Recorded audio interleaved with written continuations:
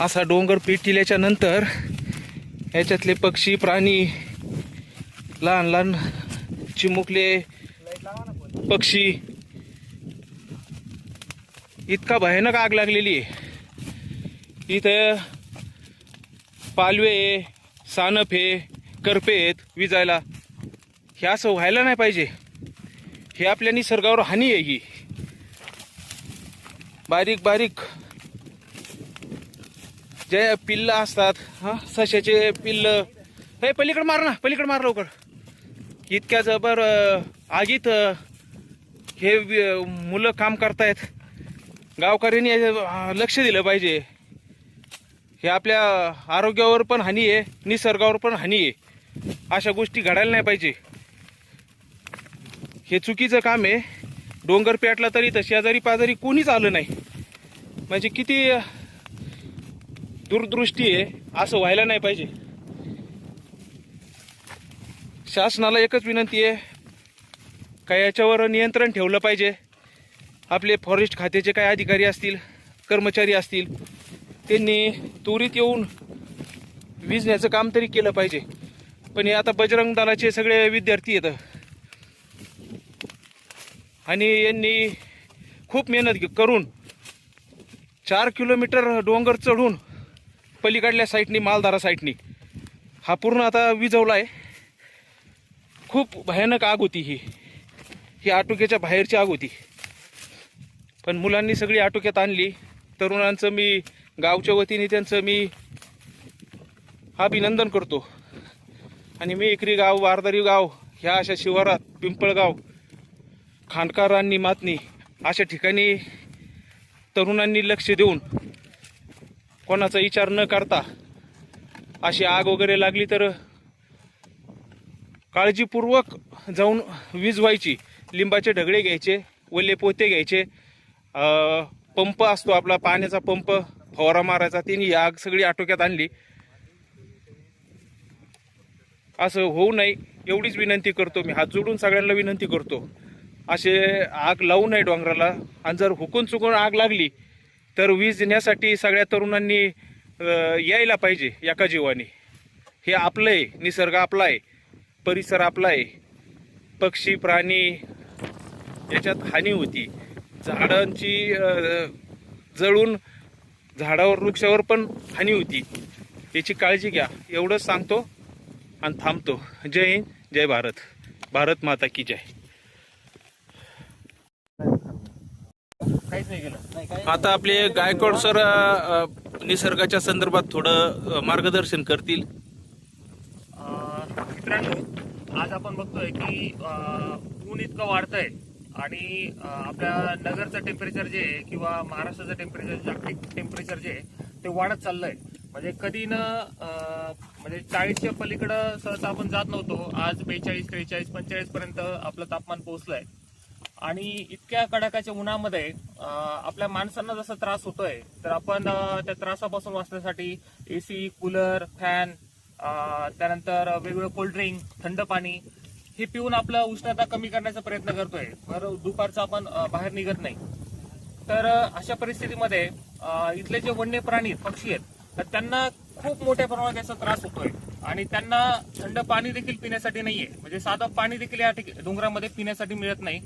आणि अशा परिस्थितीमध्ये जेव्हा या ठिकाणी वणवा लागतो, तर त्यावेळेस अक्षरशः दुष्काळामध्ये अत्यंत वाईट परिस्थिती त्यांच्यावर येते.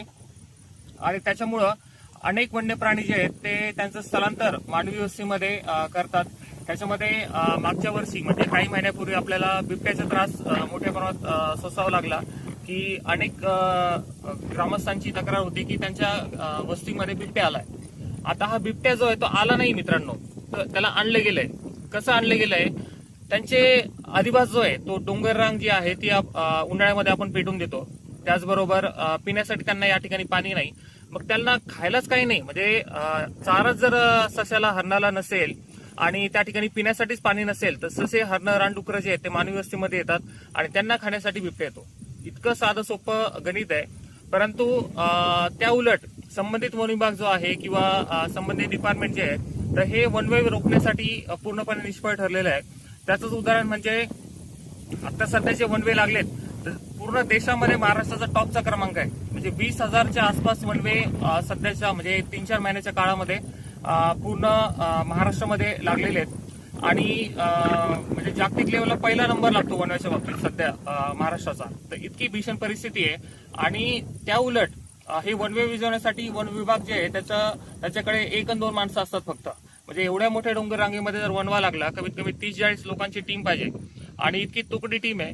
आपलं वनक्षेत्र दिवसेंदिवस वाढायला पाहिजे. म्हणजे 33% वनक्षेत्र असणं अभिप्रेत आहे की 33% वनक्षेत्र जर असेल एखाद्या भागामध्ये तर त्या ठिकाणी जैवविविधता असेल किंवा तिथलं वातावरण जे आहे ते संतुलित राखलं जातं. परंतु महाराष्ट्राचं जे वनक्षेत्र आहे ते फक्त 16.5% म्हणजे 33% पेक्षा 5 म्हणजे अर्धा टक्के कमी आहे. सॉरी म्हणजे अर्ध्यावर आहे जवळपास. आणि आपल्या अहिल्यानगर जिल्ह्याचं जर वनक्षेत्र पाहिलं तर ते फक्त आणि फक्त 1.83%. म्हणजे 1.83% इतकं वनक्षेत्र कमी आहे. 33% कुठं 1.83% कुठं एवढी मोठी दरी आहे. आणि अशा परिस्थितीमध्ये देखील हे वनव्यामुळं काही क्षणामध्ये काही तासामध्ये शेकडो हजारो झाडं जे आहेत ते होरपळून जातात. अनेक छोटी ज्या झाडं असतात तर ते पूर्णपणे त्या वन्यात नष्ट होतात. मोठ्या झाडांचं खोडाचं नुकसान होतं. त्यामुळं त्यांचं आरोग्य त्याच्यामुळे कमी होतं. त्यांच्या वाढीवर त्याचा परिणाम होतो. आणि या वनव्यामुळं आपल्याकडच्या जंगलांचं आरोग्य जे आहे ते पूर्णपणे ढासळलेलं आहे. एखाद्या भागात जर वनवा लागला तर तो भाग जो आहे जैवविविधतेच्या दृष्टीने कमीत कमी 50-60 वर्ष मागे जातो. पुन्हा त्याला त्या स्टेजला येण्यासाठी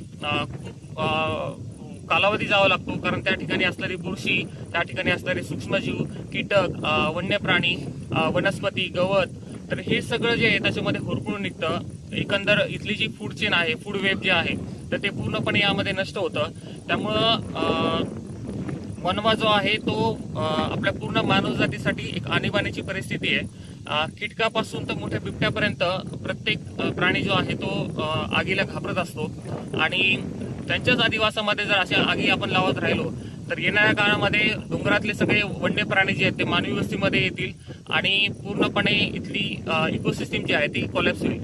त्यामुळं प्रत्येक नागरिकांना आणि ग्रामस्थांना माझी एक विनंती आहे की जेव्हा पण तुम्हाला आसपास कुठे डोंगर पेटलेला दिसेल तर तुम्ही वन विभागाच्या 1926 या नंबरवर संपर्क करू शकता आणि इथे लागलेल्या ज्या आपण आगी आहेत त्यांची माहिती देऊ शकता. आणि आपण देखील एक ग्रामस्थ म्हणून हे आग विझवण्यासाठी प्रयत्न केले पाहिजेत. आता हे जे ग्रामस्थ आहेत हे बारदारी गावातले ग्रामस्थ आहेत. करपेदाते असतील, अक्षयजी असतील, अनिकेतजी असतील आणि सहकारी जी आहेत तर हे सगळे सर्वसाधारण ग्रामस्थ आहेत. म्हणजे यांना वनवा विझवण्याचा तेवढा अनुभव नाहीये. तरी पण आपल्याकडचा डोंगर पेटलाय आणि आपली एक जबाबदारी आहे की इतकं तापमान वाढतंय आणि वन्य प्राण्यांचं का कसं होईल, वन्यजीवांचा चारा नष्ट होईल, याच्यामध्ये अनेक दुर्मिळ वनस्पती नष्ट होईल. या उदत्त भावनेने हे सगळे ग्रामस्थ या ठिकाणी आलेले आहेत आणि त्यांनी यशस्वीरित्या हा वनवा विझवलेला आहे. तर त्यामुळं प्रत्येक नागरिकांनी यांचा आदर्श घेऊन वनवा विझवण्यासाठी प्रयत्न केले पाहिजे. वनवा विझवणं एक सोपं गोष्ट आहे. खूप काही अवघड नाही त्याच्यामध्ये.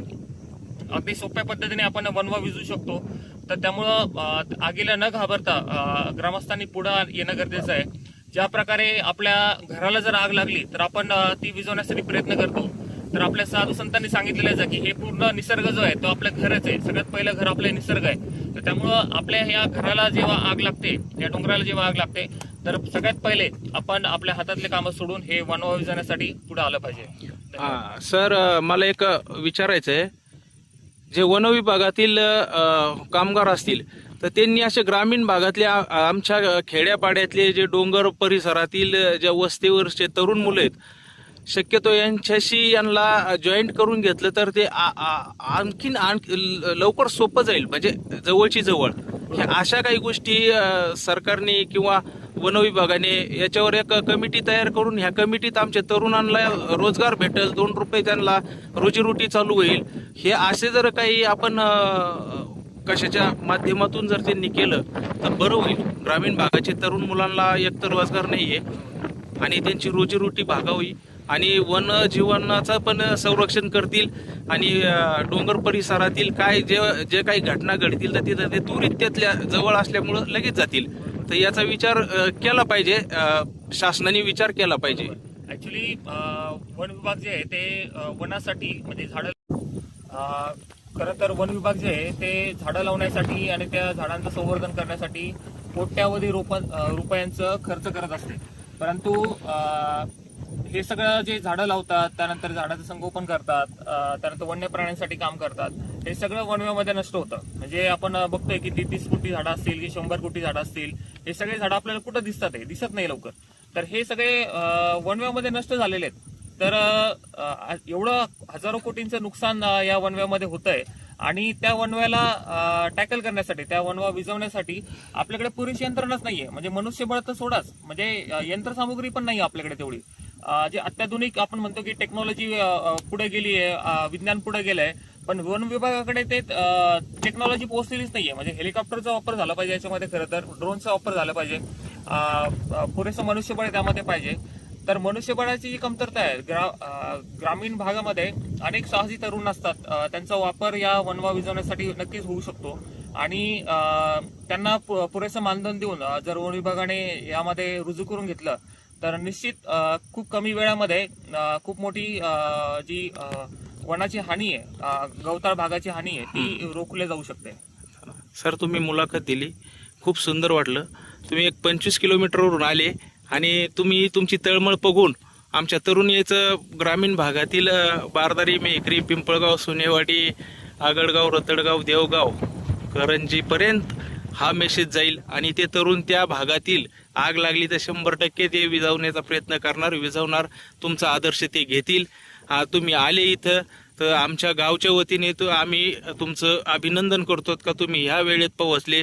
आणि तुमचं कसे अभिनंदन करावं हे आम्हाला कळत नाही, कारण तुम्ही 25 किलोमीटरवरून आले आणि आमच्या भागातून एक 5 किलोमीटरवरून तरुण यायला पाहिजे होते, आमची अपेक्षा होती. पण तरी बी काही का व्हायना गावात असतो एखादा हिरा, बारदारीचे आकाश बडे असतील, आमचे पालवे असतील, सानप असतील, करपे असतील, यांनी मेहनत घेऊन हा डोंगर विझवला. मी सर्वांचेच आभार आहे आणि गावच्या वतीने सगळ्यांचीच ऋणी आहे.